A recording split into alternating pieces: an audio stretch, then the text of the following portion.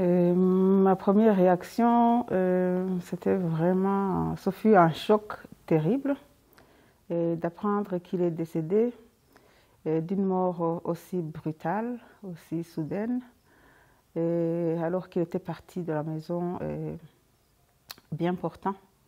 Donc au moment même qu'on l'attendait et qu'on nous a informé que l'avion qui le portait était abattu au-dessus de Kanombe, ce fut vraiment un choc très terrible. J'ai mis du temps pour m'en remettre.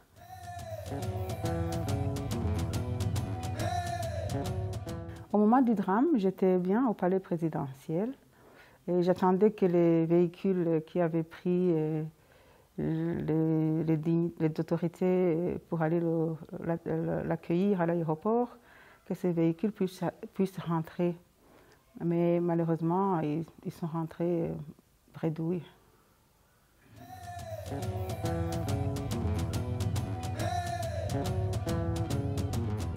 En effet, j'étais pas au pays parce que le 21 octobre, j'ai échappé vraiment belle.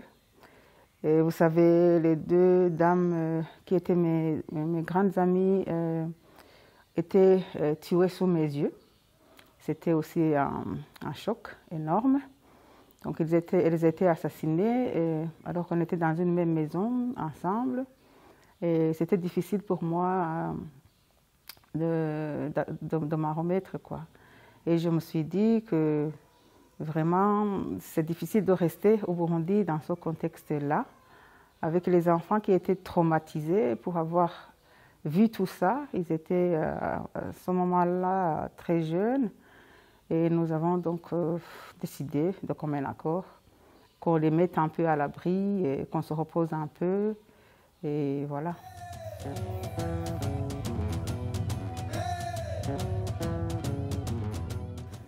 Bon, c'est-à-dire que ces militaires enragés qui nous ont attaqués, qui sont venus là où nous étions, au fait, ils voulaient au départ, ils cherchaient nos maris. Et le président Sylvestre Ntibantunganya qui était un voisin. Et comme lui, il avait quitté la maison la veille, il restait sa femme. Et à un certain moment, on avait une voisine qui s'appelait Sylvana. Et elle nous a appelés pour aller chez elle parce que, bon, elle se considérait comme elle n'avait pas fait la politique. Elle disait que, bon, qu'elle, vraiment, ne pouvait pas être recherchée. Et nous sommes allés chez elle et on a appelé Madame Ntibantunganya, qui s'appelle Eusebi, pour qu'elle nous rejoigne là-bas. Et voilà, on était les trois là, dans cette maison-là. Mais quand ils sont venus, ils cherchaient Sylvana et Eusebi. Mais comme il y avait deux Sylvana, pour eux, quand ils ont demandé en fait, qui est Sylvana dans cette maison?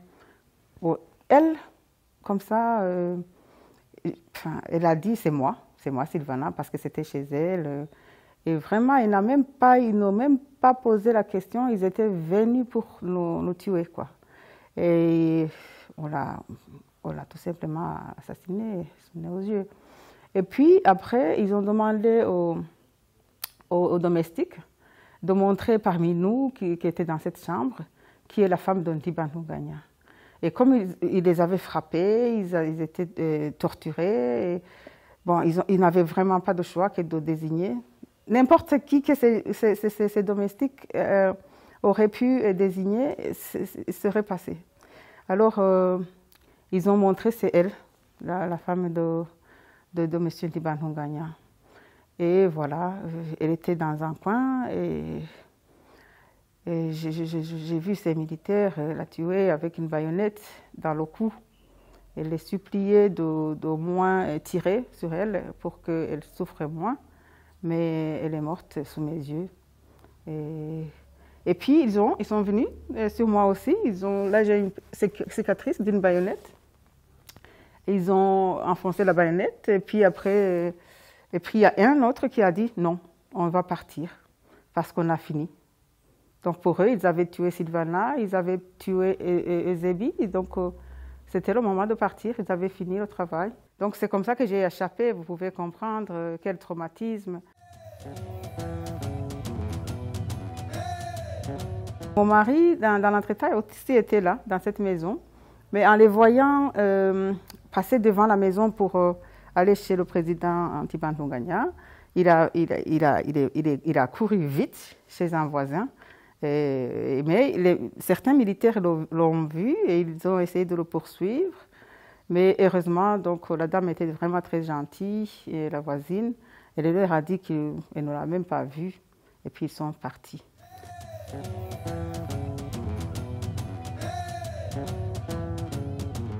En fait, quand les deux dames ont été assassinées, il y a un autre voisin qui s'est proposé pour nous conduire au club des vacances. Parce qu'il a, pardon, pas au club des vacances, mais à l'ambassade de France d'abord. Parce qu'il avait appris effectivement que la plupart des gens du parti politique, ceux qui avaient échappé, avaient fui vers l'ambassade de la France. Et comme ça, le voisin nous a gentiment accompagnés à l'ambassade de France. Et après, on lui a dit qu'il y a aussi mon mari qui est dans l'autre maison d'à côté. Il est parti le chercher aussi pour l'amener à l'ambassade de France. Donc on s'est vus, on a organisé le voyage ensemble et nous sommes partis au Kenya. Parce que lui, en novembre, il devait aller à Rome pour la conférence de la FAO.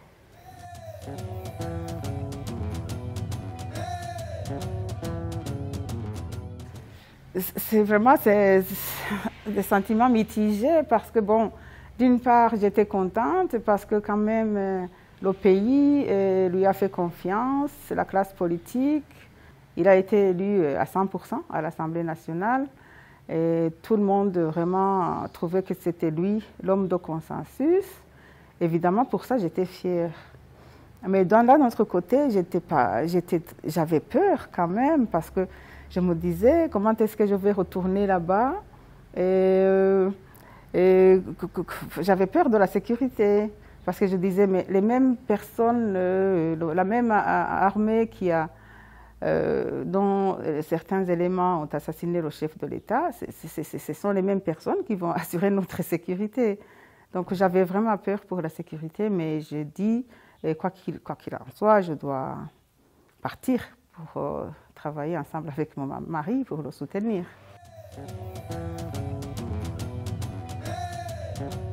Bien sûr, je suis venue un peu avant l'investiture. À l'époque, tout le gouvernement était au club des vacances. Donc quand je suis arrivée, c'est là qu'ils étaient réfugiés. Quand je suis arrivée, ils étaient encore là. On a fait quelques jours et puis après on a aménagé au palais présidentiel. Et puis, bien sûr, j'étais là le jour de l'investiture. Bien sûr que j'avais tout le temps peur, mais évidemment, il fallait pas se laisser dominer par la peur. Au contraire, je réfléchissais ensemble avec mon mari sur comment bien mener les choses. Et voilà. Donc, la peur ne manquait pas, mais je ne me laissais pas vraiment dominer par la peur.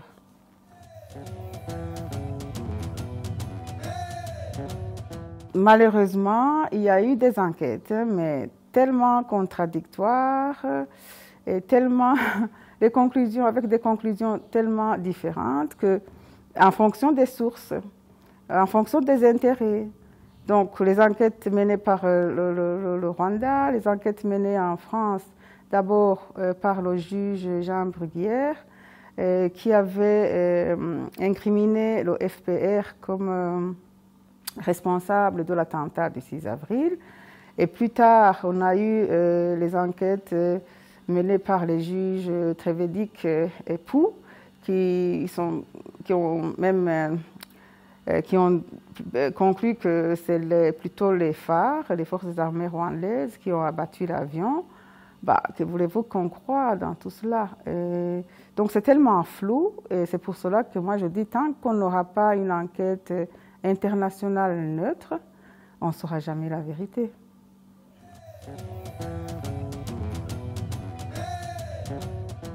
Je demande en fait la même chose que j'ai toujours demandé. Comment est-ce qu'on peut initier une enquête internationale neutre?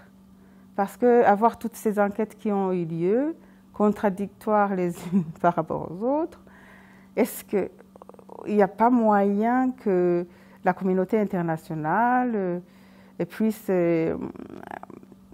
mettre en place quand même des enquêtes qui soient acceptées par tout le monde?